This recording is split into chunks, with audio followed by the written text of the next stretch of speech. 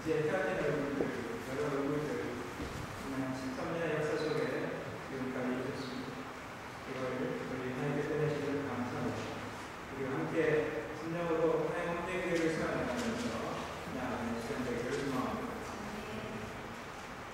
교회創立 13주년을 맞이해서 좀 여러 가지를 생각해봤습니다. 그러면서 제 머릿속에 떠오르는 건 딱 하나 있었어요. 바로 감사라는 것이었어요. 감사. 이 북미의 해안 땅에 여러 교회들이 세워집니다. 근데 교회들이 세워지면서 많은 교회들이 문을 닫고 있습니다. 많은 교회들이 문을 닫는 것을 보면서 참 우리 교회가 지난 13년간 하나님께서 지켜주셔서 교회를 지금까지 섬길 수 있어서 너무너무 감사하다라는 생각을 했습니다. 또한 여러분, 우리가 이 고국을 떠나서 이 먼 헬리팩스에 와서 여기에서 한국말로 예배를 드릴 거다, 여러분 상상해 보신 분 계십니까? 제가 13년 전에 토론토에 있을 때는 헬리팩스를 아예 알지도 못했습니다. 헬리팩스 와서 한국말로 예배를 드릴 거라고 생각도 하지 못했습니다. 여기 와서 한국말로 우리가 서로 예배를 드릴 수 있다는 거 얼마나 놀라운 일입니까? 오늘 부족하지만 그래도 조그만 사명들을 지금까지 감당해 온 것을 감사드립니다. 우리 교회를 통하여서 생명들이 살아나고 어려움 가운데 소망을 가질 수 있던 사람들, 여러분 작은 감사한 것들, 조그만 사명들을 감당하게 하신 것을 다시 한번 감사를 드립니다. 여러분, 우리가 창립주의를 맞아서 여러분 같이 해야 될 것은 감사하는 것입니다. 한번 옆에 있는 분들하고 인사하겠습니다. 형제자매님, 우리 교회 이렇게 설 수 있게 하셔서 감사합니다. 앞에 한번 인사하시겠습니다. 감사합니다. 형제자매님 때문에 우리가 함께 할 수 있었습니다. 여러분, 그 인사가 진심이시길 바랍니다.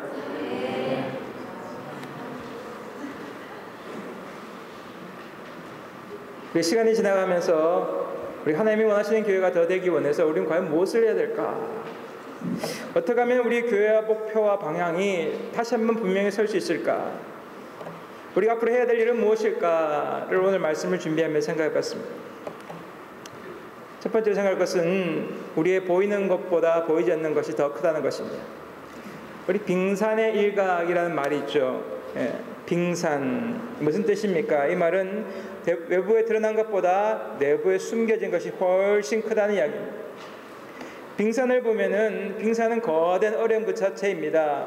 근데 그 빙산은 보면은 물이 응고되어서 이제 수소와 결합해서 부피가 늘어납니다. 그리고 밀도가 작아져서 얼음이 물 위에 뜨게 되는 겁니다. 그런데 여러분, 이 물과 얼음의 밀도 차이가 10% 차이 나기 때문에 빙산은 물 위에 10%만 떠 있습니다. 여러분, 만약에 빙산에 물 위에 보이는 게 5m짜리 빙산이다 그러면은 물 밑에는 최소한 30에서 50m짜리 그 빙산이 숨어 있는 것입니다. 여러분, 오늘 이런 것 때문에 항의하면서 눈에 보이는 빙산, 이것에 그 사이즈에 현혹되어서 사고 난 일들이 벌어졌습니다. 여러분 잘 알고 있는 타이타닉, 그 타이타닉은 바로 눈에 보이는 그 빙산을 착각해서 밑에 보이는 빙산에 부딪혀서 결국은 파손되어서 침몰하게 되었습니다. 여러분, 이것이 바로 우리 교회 문제일 수도 있습니다. 13년 짧은 세월이 아니었습니다. 적잖은 성도들이 이 교회 문턱을 드나들었습니다. 제가 사진을 보면서 저때 저런 친구도 있었구나, 저런 성도도 있었구나. 여러분, 수많은 사람들이 왔다 갔다 하면서 여러 개의 교제를 나누고 나왔는데 많은 역경과 어려움들이 있었습니다.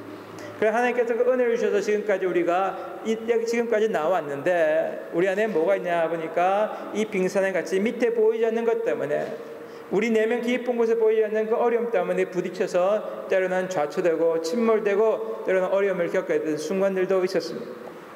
그래서 여러분, 오늘 우리가 하나님께 예배드리는 가운데에 진짜 우리가 깊은 곳에, 우리의 보이지 않는 그곳에 과연 무엇이 있고, 그것을 통해 우리는 무엇을 깨달아야 하고, 어떻게 앞으로 더 교회가 잘 성장하고 하나님 원하신 대로 나아갈 수 있을까 말씀을 통해 다시 한번 들어보기를 원하는 것입니다. 여러분, 성장하기 위해서 우리는 우리의 존재와 목적과 방향을 분명히 해야 됩니다. 한번 따르겠습니다. 성장하는 교회는 자기의 존재와 목적을 분명히 한다. 여러분, 분명히 우리가 성장하려고 그러면은 내 존재를 알아야 되고 내 목적을 알아야 되고 그리고 방향을 분명히 알아야 돼요. 요한복음 13장을 본문에 보면은 예수님께서 잡히시기 전날 밤에 12제자의 발을 씻기는 장면이 본문의 내용입니다. 10장 3절에 그렇게 얘기하죠. 저녁 먹는 중 아버지께서 모든 것을 자기 손에 맡기신 것과 또 자기가 하나님께로부터 오셨다가 하나님께로 돌아갈 것을 아시고, 여러분, 이 한 구절에 예수님의 목적, 예수님의 사명, 예수님의 방향이 다 들어있습니다. 뭐라고 되어 있습니까? 예수님이 자신은 누구라고 그럽니까? 나는 여기 하나님의 아들이며 하나님의 아들뿐만 아니라 인간의 아들, 즉 인자라고 표현합니다. 여러분, 예수님은 자신이 하나님이시며 동시에 인간인 것을 아셨습니다. 그리고 예수님은 자기가 손에 맡기신 것, 하나님께 자기 손에 맡기신 것, 제자들뿐만 아니라 즉 이 모든 인류를 위해서 십자가 지시는 것, 이것이 주님께서 하신 일인 것을 알았습니다. 그리고 어떻게 나가야 된다? 하나님께로부터 왔다가 하나님께로 돌아간다. 우리말로는 하나님의 중심의 삶을 살아야 된다는 것을 이야기하는 것입니다. 오늘 그러면서 예수님은 말씀하시는데, 예수님은 여러분 우리 눈에 보이는 것, 겉에 보이는 것이 아니라 더 깊은 곳을 볼 수 있었습니다. 그래서 요한복음 8장 32절에 이야기합니다. 진리가 너희를 자유롭게 하리라. 뭐가 너희를 자유롭게 한다고요? 진리가. 진리를 알면 너희가 자유롭게 된다. 이 사건의 배경에 나온 바로 8장에 나오는 말씀이 있는데, 서기관과 바리새인들이 간음하다가 잡힌 여인을 데리고 옵니다. 그리고 예수님께 시험을 합니다. 모세는 율법에서 이런 여자를 돌로 치라고 명했는데 선생님은 어떻게 말하겠습니까? 라고 시험하는 거예요. 예수님께서 몸을 땅에 굽히고 그리고 손가락으로 땅에 글을 쓰기 시작합니다. 군중들이 그것을 보고 그 말씀을 듣고 양심의 가책을 느껴서 어른부터 시작해서 젊은이들까지 한 명씩 떠나기 시작합니다. 그리고 예수와 그 여인만 남아있습니다. 주님께서 이 내면 깊은 곳을 들여다본 것입니다. 인간의 깊은 내면을 들여다보는 겁니다. 누구든지 다 죄를 범할 수 있다는 겁니다. 여러분, 모든 사람은 죄인입니다. 심지어 여기서 여러분 음행한 여자뿐만 아니라 음행했다고 고발하고 있는 그 바리새인들과 서기관들도 똑같은 죄인이라는 것입니다. 그러니까 여러분, 주님께서 뭐라고 쓰셨는지 알 수 없지만은 사람들이 그걸 보면서 야, 나도 저 사람과 다를 바가 없구나. 지금 그 음행했다가 지금 손가락질하고 돌을 던지려고 하는데 나도 그와 다를 바가 없구나 라는 것이 양심에 느껴지는 거예요. 그리고 주님은 계속해서 여인과 대화하시죠. 뭐라 그럽니까? 너를 정죄한 자가 없느냐? 네, 없습니다. 말을 말씀하십니다. 나도 너를 정죄하지 아니하리니 가서 다시는 죄를 범하지 말라. 여러분, 우리가 법이 있습니다. 이 법의 목적은 죄 짓는 사람을 계속해서 죄를 짓지 않도록 만들기 위한 것입니다. 그래서 어떻게 그 사람을 죄를 짓지 않도록 하기 위해서 교도소도 있고요, 법원도 있고 경찰이 있는 겁니다. 오늘 여러분, 주님이 오신 목적은 우리가 계속해서 죄를 짓기 위한 것이 아니라 죄를 짓지 않고 다시는 반복해서 그 죄를 짓지 않도록 하기 위해서 주님께서 오신 것입니다. 지난 13년간 교회 삶을 쭉 돌아봤습니다. 쭉 돌아보면서 어떤 부분에 잘한 것도 참 많지만 우리가 부족한 부분들이 무언가를 돌아보면서 크게 세 가지로 생각했습니다. 첫 번째 보니까요, 교인들 이야기가 대부분 그래요. 상처받아서 신앙생활을 못하겠다. 상처받아서. 맨날 하는 이야기가 상처받아서 못하겠다. 물론 참 생각했습니다. 왜 이렇게 상처를 많이 받고 상처를 줄까? 여러 가지 있지만은요, 우리가 어려서 그렇습니다. 조금만 말에 상처받는 거 우리 마음이 불안해서 그렇습니다. 오늘 우리가 돌아보면서 어떻게 하면 더 우리가 더 이상 죄짓지 않을까, 우리의 일단 말에 대해서도 잘 다듬어 가야 될 것입니다. 그뿐만 아니라 어떻게 해요? 우리가 다른 사람을 배려할 수 있는 인생이 되어야 할 것입니다. 또한 어떻게 해요? 받아들이는 사람도 그 말을, 그 배려를 잘 받아들일 줄 알아야 하는 것입니다. 두 번째로 생각하는 것은 우리의 교회의 목적과 방향성이 분명하지 못했다라는 것을 다시 한번 생각해봤습니다. 목적이 분명했던 것 같은데 시간이 지나가면서 그 목적과 방향성을 계속해서 수정해 나가야 되는데, 여러분, 수정하는 것이 좀 부족했다라는 것이 느껴졌습니다. 청년들을 위해서 우리가 나아갔다 생각했는데, 여러분, 계속해서 청년들을 섬겨나가는 가운데에 우리가 어떻게 돼야 될까, 그리고 우리의 자녀들과 어떻게 균형을 이뤄날까, 어른들과 어떻게 함께 될까, 그리고 어떻게 이 지역사회를 위해서 우리의 교회가 복음을 전하며 배려하며 섬겨올 수 있는 교회가 될까, 이런 목적과 방향성들이 우리가 좀 뚜렷하지 못했다는 것을 생각했습니다. 세 번째로는 생각한 것은요, 이 목적과 방향을 위한 사역하는 가운데 좀 더 체계적이지 못했다. 좀 우리가 좀 중구난방적으로 사역한 것이 아닌가. 어떻게 하면 좀 더 분명하게 체계를 잘 세워서 일에 효율적으로 사역할 수 있을까, 이런 부분을 돌아보았습니다. 여러분, 오늘 분명한 목적과 방향을 아는 교회, 우리 교회가 되기를 원합니다. 그 가운데 더욱더 하나님의 말씀 앞에 헌신해 나갈 수 있는 여러분과 제가 되기를 다시 한번 간절히 축원합니다. 오늘 요한복음 13장 4절 5절 말씀을 한번 보겠습니다. 한번 읽어보겠습니다. 시작.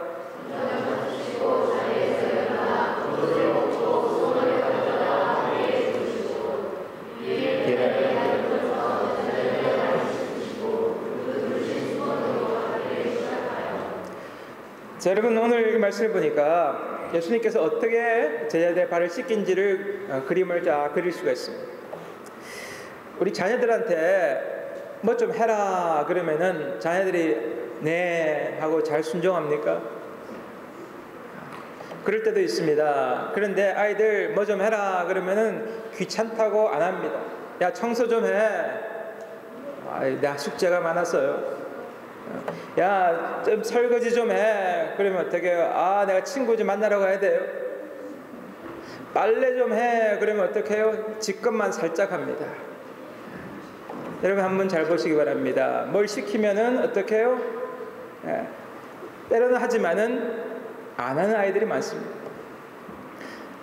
그러면 아이들 물어보죠. 이거 왜 해야 돼요? 이거 왜 해야 돼요? 어른들한테 물어보면 이거 왜 해야 돼요? 물어봅니까? 빨래 이거 왜 해야 돼요? 청소 왜 해야 돼요? 설거지 왜 해야 돼요? 안 물어봅니다. 이건 당연히 하는 겁니다. 자녀들은 왜 해야 돼요? 물어봅니다. 왜요? 자기는 지금 어떻게 해요? 대접받는 어른이 한 겁니다. 캐나다가 좋은 것도 많지만 안 좋은 게 있어요. 아이가 어떻게 해요? 부모보다 위입니다. 한국 같으면 말 안 되면 어떻게 해요? 때리기라도 하겠는데, 여기는 기껏 때릴 수 있는 게 뭐예요? 엉덩이입니다. 엉덩이. 여러분, 자녀들 잘못하면 엉덩이 맞을 수 있습니다. 지금 설교 안 듣고 있는데 엉덩이, 엉덩이 좀 때려줘도 됐어요. 자, 한번 잘 보세요, 여러분. 오늘 자녀들이 이렇게 하는 것은 내가 부모보다 말은 안 하지만 내가 대접받는 어린한 것입니다. 한마디로 잘하지 못하는 거죠. 오늘 예수님의 제자들이 어떻게 해요? 발을 씻어야 하는데, 발을 다 씻어야 되는데 서로 안 씻기고 있습니다. 발 씻기는 것은 종이 하는 일입니다. 그러니까 어떻게 해요? 안 한다는 겁니다. 자기가 서로 높다는 겁니다. 눈치 보는 겁니다. 발은 더러운데 서로 씻기지 않고 있는 겁니다. 여러분, 하나님 나라의 목적이 뭡니까? 하나님 나라의 목적은 희생하는 겁니다. 하나님 나라의 목적은 낮아지는 것입니다. 희생하는 목적 속에서 방향성은 낮아지는 것입니다. 오늘 천국을 찾는 진정한 교회 모습은 헌신하는 것이고 봉사하는 것입니다. 여러분, 그러기 위해서 뭘 해야 되느냐? 헌신에는 고통과 희생이 따릅니다. 한번 따라하겠습니다. 헌신에는 고통과 희생이 따른다.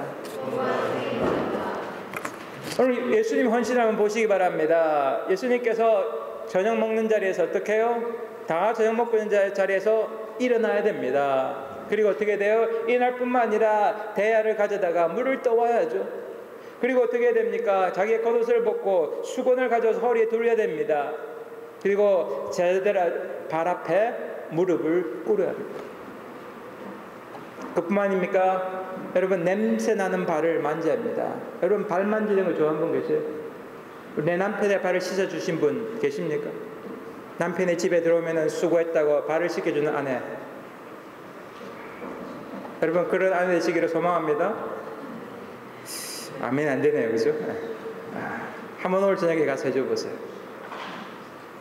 여러분 잘 보세요. 예수님이 그 제자들의 냄새나는 발을 씻겨주십니다. 발을 씻겨주고 수건을 닦아주죠. 또 어떻게 옮겨 다녀야 됩니다. 중간중간에 물도 갈아줘야 됩니다. 지금 밥 먹다가 일어나는 거예요. 오늘 우리가 창립기념주일이라서 여성교 회원들이 봉사를 합니다. 여러분이 음식을 준비하기 위해서 최소한 어제부터는 음식 준비를 하는 겁니다. 재료를 사다가 오늘 아침 일찍 일어나서 음식을 준비합니다.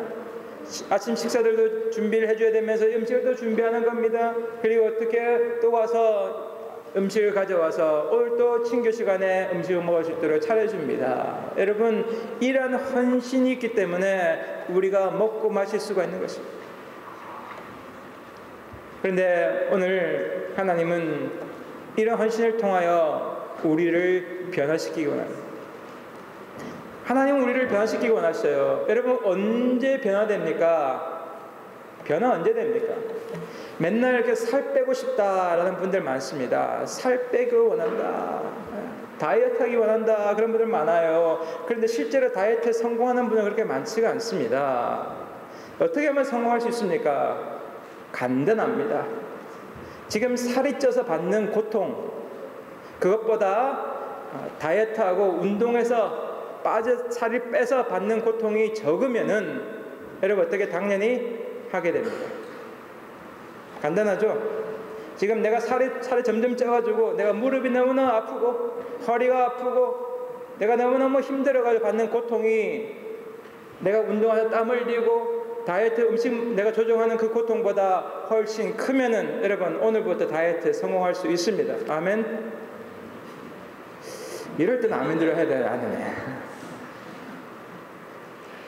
뭐예요? 지금 내가 먹는 것보다 다이어트해서 살 빼는 것보다 먹는 게 더 어떻게 좋은 거야.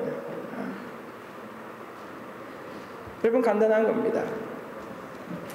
오늘 우리가 섬기는 고통보다 진정으로 섬김을 통해서 다른 사람들이 먹고 기뻐하는 그 기쁨이 더 크면은 여러분 우리가 즐겁게 섬길 수 있습니다.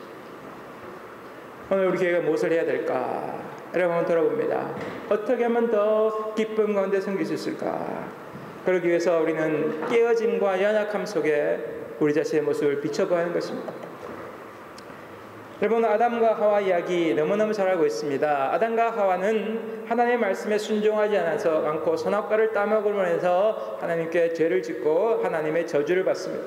창세기 3장 18절에 보면은 그 저주의 결과 중에 하나가 땅이 내게 가시덤불과 엉겅퀴를 낼 것이다 라고 이야기합니다. 이전에는 우리 삶이 고통과 그 가시 같은 삶이 없었습니다. 그러나 어떻게 해요? 하나님의 말씀을 순종하지 않은 결과가 일어나서 우리 삶이 고통스럽고 힘들고 좌절의 연속이었던 것입니다. 그래서 그 저주는 두 가지 분야에 나타납니다. 첫 번째는 관계입니다. 창세기 3장 16절에 이렇게 합니다. 또 여자에게 이르시되 내가 내게 임신하는 고통을 크게 더하리니 내가 수고하고 자식을 낳을 것이며 너는 남편을 원하고 남편은 너를 다스릴 것이니라 하시니라. 여러분, 여기 뭐가 있습니까? 임신하는 고통을 어떻게 더한다고요? 크게 더한다. 그전에는 임신하는 것, 여러분 우리 동물들 애기 놓을 때 한번 보세요. 새끼들 놓을 때 어떻게 해요? 그냥 쑥쑥 나요, 그죠? 애기 놓고 금방 어떻게 뛰어다닙니다. 여러분, 옛날에는 여러분도 어떻게 이랬을 수 있다는 거예요. 그런데 죄를 짓고 나서 어떻게 해요? 우리 여자분들 애 낳으려고 그러면 어떻게 해요? 걱정합니다. 고통 때문에 걱정합니다. 누구 때문에 애가 낳았다고 머리땡이를 붙였고 흔들죠? 남편 때문에. 여러분 뭡니까? 오늘 하나님의 말씀을 순종하는 결과로 인하여서 관계가 깨집니다. 그전에는 내 뼈 중에 뼈요 살 중에 살이라고 그랬는데 어떻게 해요? 지금 당신 때문에 내가 이렇게 고통당해야 돼, 원망하는 겁니다. 여러분 마음속에 내 남편 때문에 원망합니까? 여러분 바로 이게 하나님의 말씀에 순종하지 않는 우리 조상 때문에. 결혼생활이 어려워지고 가족이 힘들어지고, 여러분 친구남보다는 서로 힘을 겨루고 서로를 비난하고 서로 방어적이 되는 거, 바로 여기에 출발하는 겁니다. 그 결과 어떻게 됩니까? 서로 외로워지는 겁니다.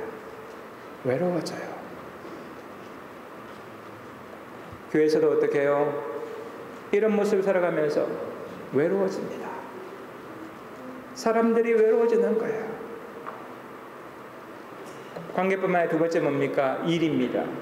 3장 17절에 창세기 3장 17절에 이야기합니다. 아담에게 이르시되 내가 내 아내의 말을 듣고 내가 내게 먹지 말라 한 나무의 열매를 먹었은즉 땅은 너로 말미암아 저주를 받고 너는 내 평생에 수고하여 그 소산을 먹으리라. 여러분 한번 잘 보시기 바랍니다. 일하는 것이 기쁨입니까? 아멘 하시면 손 들어보세요. 난 일하는 게 너무너무 기쁘다. 공부하는 게 너무너무 기쁘다. 우리 축구 좋아하시는 분들, 축구하는 것이 기쁨입니까? 노동입니까? 기쁨이죠. 시간 가는지 모르고 축구합니다. 그런데 어저께 유럽 챔피언스 결승전을 했습니다. 그 축구 선수들은 축구하는 게 기쁨일까요? 노동일까요? 여러분, 노동입니다. 원래 기뻤던 것이 어떻게 해요? 지금 기쁨이 아니고 힘들고 피곤하고 좌절되는 인생입니다. 하나님이 왜 이래를 주셨습니까? 왜 하나님이 이런 저주를 했습니까? 여러분, 이 하나님의 마음을 좀 알아야 돼요. 왜 이런 저주를 주셨을까? 오늘 이 것은 바로 하나님의 백성들이, 하나님의 자녀들이 하나님 앞에 무릎 꿇고 하나님을 찾도록 하기 원함입니다. 모든 것이 평안하면요 하나님을 찾지 않습니다. 나라들이 점점 잘 살게 되면은 하나님을 찾지 않습니다. 여러분 비교해 보세요. 우리가 어려울 때, 한국이 힘들 때 우리의 부모들은 새벽 밤 하나님께 간절히 기도하고 주님을 찾았습니다. 그런데 어떻게 해요? 먹고 살고 잘 살기 시작하니까 어떻게 해요? 하나님을 찾지 않기 시작합니다. 여러분 어떻게 해요? 이런 저주, 이 어려움이 있는 것은 우리가 하나님을 찾도록 하기 원함입니다. 오늘 여러분 인생 가운데 때로는 내게 어려움이 있을 때에 그것은 바로 내가 하나님을 찾을 수 있는, 하나님을 만날 수 있는, 하나님을 경험할 수 있는 귀한 축복의 시간임을 여러분 깨닫기를 간절히 소망합니다. 여러분 하나님께서 왜 하셨냐? 이것은 바로 갈라디아 3장 22절의 말씀같이 우리에게 우리를 구원해 줄 구원자가 필요함을 알기 원합니다. 예수 그리스도를 믿음으로 말미암아 약속을 믿는 자들에게 주려 하십니다. 여러분 이렇게 얘기합니다. 예수 그리스도를 말미암아서 우리에게 하나님에서 우리가 하나님의 아들, 하나님의 자녀가 되는 축복을 주시기를 원하는 것입니다. 여러분 그저 예수 그리스도 안에서 하나님, 놀라운 하나님의 자녀임을 믿으시기 바랍니다. 오늘 그 축복을 주시기 바랍니다. 그런데 우리는 어떻게 해요? 우리는요 도망갑니다. 요나와 같이 하나님께서 뭘 주시길 원하면 어떻게 해요? 그 못하겠습니다. 요나가 왜 도망갔습니까? 자기 나라를 핍박하는 그 아버지 니느웨를 가라니까, 아시리아 그 수도인 니느웨를 가라니까 나를 그렇게 괴롭혔는데 하나님 어떻게 그에 가서 복음을 전합니까? 하면서 도망가는 겁니다. 하나님 어떻게 해요? 그것을 통하여 더 큰 복을 주시고요. 또 어떻게 어떤 사람은 싸우죠. 여러분 창세기에 우리 나오는 야곱은 어떻게 하면 하나님과 싸웁니다. 약복강에서 싸웁니다. 여러분 어떻게 해요? 하나님과 싸우는 거예요. 또 어떻게 숨습니다. 아담과 하와 같이 내가 어디 있느냐, 저는 이 말씀을 묵상할 때마다 느낍니다. 잘못했습니다. 내가 어디 있느냐, 숨었어요. 여러분 하나님께 부르실 때 나타나요. 그리고 어떻게 해요? 하나님, 내가 잘못했습니다. 그렇게 했으면은 여러분 우리 인생이 바뀌었는데 항상 합니다. 저 사람이 잘못했어요. 내 아내 때문에 문제입니다. 하나님, 저 뱀 때문에 문제입니다. 이렇게 핑계를 대는 겁니다. 그럼 오늘 하나님께서 우리에게 말씀하실 때에 이 하나님의 속마음을 알아서 네가 잘못했지, 하나님 앞에 나와서 너 잘못했습니다, 하나님 내가 잘못했습니다, 내가 부족했습니다 고백할 때 하나님께서 은혜 주시고 새롭게 만드시기 원하는 그 아버지의 마음을 깨달으시기를 소망하는 겁니다. 고린도서 12장 8절부터 10절 보면 이렇게 이야기합니다. 이것이 내게서 떠나게 하기 위하여 내가 3번 주께 간구했더니 나에게 이르시기를 내 은혜가 내게 족하도다. 이는 내 능력이 약한 데서 오나의 온전하여 짐이라 하시니라. 그러므로 도리어 크게 기뻐함으로 나의 여러 약한 것들에 대하여 자랑하리니 이는 그리스도의 능력이 내게 머물게 하려 함이라. 그러므로 내가 그리스도를 위하여 약한 것들과 능력과 궁핍과 박해와 곤고를 기뻐하노니 이는 내가 약한 그때에 강함이다. 여러분, 바울이 자기를 묘사하면서 나는 약하다, 나는 힘들고, 나는 부서졌고, 나는 무너졌다고 하는 것입니다. 우리 인생을 한번 돌아보기 바랍니다. 인생을 살아가면 살아갈수록 내 약함을 알게 됩니다. 내 인생에 내가 무너지는 것을 알게 됩니다. 때로는 내가 너무 힘들다는 것을 압니다. 여러분, 이것이 진정한 인생의 고백입니다. 오늘 약함을 통하여 사도 바울은 자기가 하나님의 사도가 되었다는 것을 알게 됩니다. 그리고 고백하게 되는 겁니다. 그리고 그 약함 때문에 예수 그리스도의 능력이 자기에 흘러드는 것을 알게 됩니다. 오늘 여러분과 제가 약할 때에 하나님의 능력이 여러분과 저에게 흘러드는 것을 믿으시기 바랍니다. 내가 강할 때 흘러들지 않습니다. 내가 힘이 있다고 할 때 오지 않습니다. 내가 부족합니다. 내 약함을 처절히 깨달을 때 우리 가장 약한 아이들, 부모들이 더 관심 가지는 같이 약한 자녀에게 하나님의 관심이 더 가는 것입니다. 오늘 그렇기 때문에 약할 때 하나님을 더 의존하게 되는 겁니다. 하나님을 의존할 때에 하나님께서 그 의존하는 자녀를 더 세워주시고 역사하는 것을 우리가 경험하는 것입니다. 사도 바울이 그렇게 간증합니다. 하나님, 이런 나를 사용하셨습니다.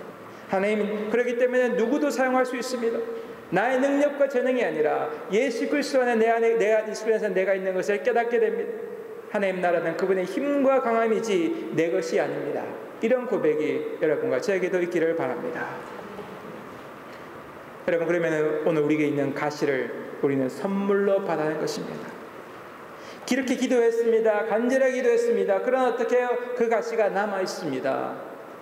여러분, 저도 여러분 기도합니다. 특별한 자녀의 문제를 놓고 기도합니다. 하나님, 이것을 꼭 해주십시오. 여러분, 그렇게 기도하는데 되지 않는 것이 있습니다. 갈등하는 문제들이 있습니다. 우울한 우울증이 있습니다. 외로움이 있습니다. 여러 가지 어려움이 있습니다. 오늘 그 가운데 하나님께 기도했는데, 하나님께 간절하게 나아갔는데도 해결되지 않는 것입니다.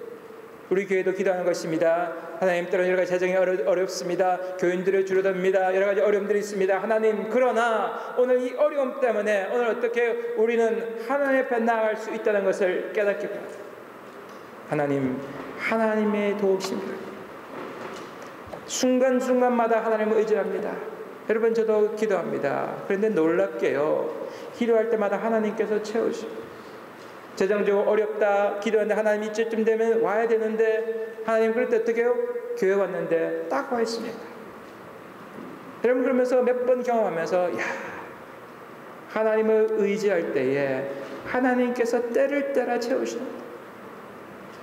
여러분, 하나님을 의존할 때에 하나님께서 여러분의 필요한 것을, 누구보다 잘하신 주님께서 여러분의 필요한 것을 채워주실 것을 경험하며 간절한 인생 사시기를 소망합니다. 여러분, 바울의 성장을 한번 보시기 바랍니다. AD 49년에 바울은요, 나름대로 교만했습니다. 그래서 갈라디아서 2장 6절을 보면요, 자기 이렇게 표현하면 유력하다는 이들 중에서 본래 어떤 이들이든지 내게 상관이 없으며, 이렇게 표현합니다. 유력하다는, 어쩌면 바울의 관점은 지금 유력하고 힘 있는 사람의 관인지 모릅니다. 자기도 나름대로 교만하고 생각한지 모릅니다. 그러나 시간이 지나갑니다. 거의 한 6년이 흐릅니다. 그러니까 AD 55년쯤 돼서는요, 바울이 좀 더 겸손해져 있습니다. 그래서 고린도서 15장 9절에 보면 이렇게 표현합니다. 나는 사도 중에 가장 작은 자입니다. 나는 어떻게 해요? 그 사도들 중에서 가장 작은 자다라고 얘기합니다. 그러니까 리더들 중에서는 내가 어떻게 해요? 내가 제일 낫다는 겁니다. 그런데 지금 시간이 더 흘러갑니다. 5년이 지나가니까 에베소 3장 8절에 이렇게 얘기합니다. 모든 성도 중에 지극히 작은 자보다 더 작은 나에게, 이렇게 표현합니다. 뭡니까? 우리 교인들 중에서 내가 제일 어떻게 해요? 적다는 겁니다. 지금 거의 한 11년 사이에 믿음의 성장, 영적인 성장이 어떻게 해요? 내가 좀 내 힘으로 할 수 있습니다. 나는 좀 높은 사람입니다. 그래서 내가 지도층입니다. 지도층에서 그래도 내가 좀 낫습니다. 어떻게 해요? 하나님, 나는 어떻게 해요? 교인들 중에서 제일 부족한 자입니다. 여러분, 사도 바울이 죽기 전에 예수님과 30년 동행하고 나서 그는 AD 72년경에 이렇게 고백합니다. 디모데전서 1장 15절이죠. 밑보다 모든 사람이 받을 만한 이 말이여, 그리스도 예수께서 죄인을 구원하시려고 세상에 임하셨도다 하였도다. 나는 죄인 중에 괴수로다. 뭔 이야기입니까? 나는 세상 모든 사람 중에서 제일 나쁜 사람이라는 겁니다. 여러분, 한번 잘 보시기 바랍니다. 우리가 인생을 살아가면 살아갈수록 자기의 부족함을 더 깨닫는 사람은, 내가 이렇게 부족하구나, 내가 우리 교회에서도 내가 제일 부족하구나. 더 영적으로 성장한 사람은 반대적으로 어떻게 더 내려가는 사람입니다. 나는 이 세상에서 나같이 착한 사람이 없다. 여러분, 성자들은요 그런 고백하는 거예요. 성자들은 세상 사람들이 볼 때 아주 귀한 것 같지만은 자기는 그렇게 고백합니다. 나는 나 같은 죄인이 없다는 거예요. 성도 여러분, 진정 우리가 변화되기 위해서, 우리가 계속된 반복되는 잘못하지 않겠어 우리 교회가 나아갈 방향은 여러분과 저의 약함을 계속 보는 것입니다. 하나님, 내 약함 때문에 우리 교회가 변화됩니다. 내 약함 때문에 우리 가정이 변화됩니다. 내 부족함을 깨달을 때에 하나님 아버지, 우리의 자신이 변화됩니다. 그럴 때 여러분 실수가 있습니다. 여러분과 저의 약함이 있습니다. 우리의 실패가 있습니다. 여러분, 감출 필요 없습니다. 이야기해야 돼요. 나는 이게 약합니다. 감추려니까 문제돼요. 드러내놓으면요 그거 아무것도 아니에요. 여러분, 별거 아니에요. 여러분과 저의 약함을 드러내시기 바랍니다. 여러분, 드러낸다는 건 뭡니까? 그걸 극복했다는 거예요. 저는 제 약함이 있어요. 저는 머리숱이 적어요. 젊을 때부터 숱이 적었어요. 근데 젊을 때는요 이거 되게 창피스러워요. 어떻게 하면 최대한 안 드러내려고 그랬어요. 시간이 지나면서 어떻게 해요? 그거 뭐 좋은데 어떻게, 누가 목사님 왜 이렇게 머리숱 적어요? 그러면 그렇지 뭐 늙어가니까 어쩔 수 없지. 그래, 여러분, 놀려보세요. 그럼 저도 그럴 거예요. 너도 나이 들어봐. 여러분, 우리가 실패가 없습니까? 약함이 없습니까? 좌절이 없습니까? 인생 살면서 그거 없는 사람이 아무도 없습니다. 그러니까 어떻게 해요? 때로는 화를 냅니다. 서로 시기하기도 합니다. 때로는 우울증에 빠지기도 합니다. 슬픔을 경험하기도 합니다. 좌절하기도 합니다. 여러분, 이것이 인생입니다. 없다고 하지 마시기 바랍니다. 다 있습니다. 인정하는 거예요. 그러면 어떻게 됩니까? 거기서부터 시작돼요. 성경을 보시기 바랍니다. 성경에 그 인물들이 실수가 없었던 인물이 있습니까? 여러분, 야곱은 어떻게 해요? 야곱은 거짓말장이었습니다. 모세는 어떻게 말이 어눌했고 살인자였습니다. 기도는 어떻게 해요? 계속되는 미디안의 약탈 속에서 하나님의 능력을 의심해서 하나님께 사인을 계속해서 구했던 인물입니다. 다윗은 어떻게 해요? 자신의 권력을 이용해서 여자를 빼앗았습니다. 그리고 그 여자의 남편을 죽였습니다. 호세아는요 자기 아내가 창녀였습니다. 그리고 마가는 선교여행하다가 힘들다고 어떻게 해요? 도망갔던 사람입니다. 디모데는요 건강에 약해서 위가 약했던 사람입니다. 수많은 성경 인물들, 여러분, 성경은 위대합니다. 그들의 약함을 다 이야기합니다. 오늘 여러분과 저에게 다 약함이 있습니다. 헨리 나운의 그 탕자의 귀향, 그 책은요 렘브란트의 그 탕자의 귀향이라는 그 그림을 보고 쓴 책입니다. 아버지의 품을 그리워서 둘째 아들이 이제 드디어 집으로 돌아옵니다. 근데 첫째 아들은 어떻게 합니까? 그 둘째 아들이 집에 들어온 것, 아버지가 송아지를 잡아주고 좋은 옷을 해준 것을 보면서 둘째 아들은 어떻게 해요? 자기는 지금 열심히 집에서 착실하게 집을 지키고 살았는데 아버지가 들을 수 있냐라고 하면서 질투합니다. 화를 냅니다. 그리고 어떻게 완고하게, 그리고 깊이 들어보면 자기 안에는 독선이 있습니다. 나는 이랬는데 저 사람은 저랬는데, 그런 마음이 있습니다. 그는 비록 아버지 집을 떠나서 방황하지 않았지만은, 그는 아버지 집 안에 있었지만은 그는 자유롭게 산 것이 아니었던 것입니다. 분노하고 시기하는 마음이 있었습니다. 여러분, 오늘 신앙생활 잘한다, 내가 바르게 산다는 사람들 간에 잘 들어보면요, 속에 화가 있습니다. 마음대로 잘못 사는 사람들 보면서 어떻게 해요? 너는 왜 그렇게 살아? 라면서 분노하는 마음이 있습니다. 오늘 여러분, 우리 안에 큰아들 같은 이런 마음이 있습니까? 나는 신앙생활 잘했는데, 나는 주일 지키고 새벽 기도를 하고 수요 예배를 드리고, 나는 하나님 말씀도 잘 살았는데 저 사람은 예배도 제대로 안 드리고 마음대로 살아가는데 하면서 그 사람을 향하여 손가락질하는 마음이 없습니다. 여러분, 오늘 이 벨리나우에는 이야기합니다. 돌아온 이 자식을 환영하는, 그리고 잔치하는 이 아버지의 마음을 깨닫는 것이 바로 궁극적인 신앙의 성장이라는 것입니다. 오늘 우리가 걸어갈 길은 바로 이런 아버지가 되는 것입니다. 이런 영적인 어머니가 되는 것입니다.